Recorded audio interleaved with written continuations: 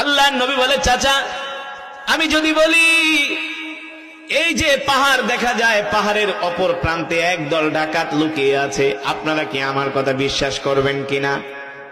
আবু লাহাব বলে, ভাতিজা আগেই তো বলছি মুহাম্মদ কখনো মিথ্যা বলতে পারে না।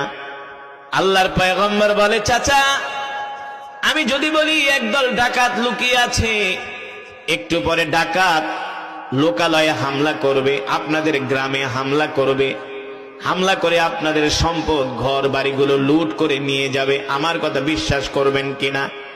আবু লাহাব বলে, ভাতিজা আগেই তো বলছি তুমি কোনোদিন মিথ্যা বলতে পারো না।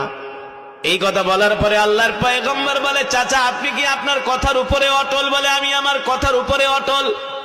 এবার আল্লাহর নবী বলে, চাচা ও চাচা, আপনারা মাটি দিয়ে যেই মূর্তি বানান, যেই মূর্তির পূজা করেন, এই মূর্তির পূজা কোনো কাজে আসবে না, ঠিক কিনা বলেন?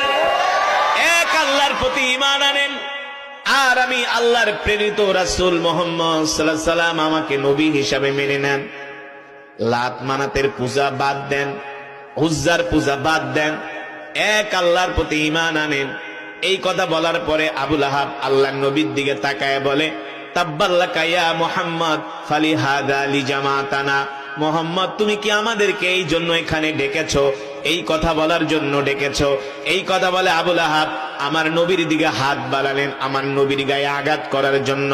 আল্লাহ তাআলা জিবরাইলকে ডাক দিয়ে বলে, জিবরাইল আমার হাবিব কোরআনের কথা বলার কারণে আবু লাহাব আমার হাবিবের দিকে হাত বাড়াইছে।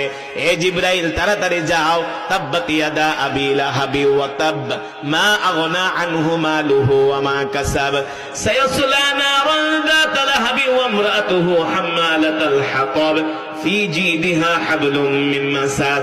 ও জিবরাইল যাও যাও, আমার হাবিবকে বলে দাও আবু লাহাব আমার হাবিবকে আঘাত করার জন্য এক হাত উঠাইছে, আমি আল্লাহ আবু লাহাবের দুই হাতকেই ধ্বংস করে দিলাম। জোরে বলেন সুবহানাল্লাহ।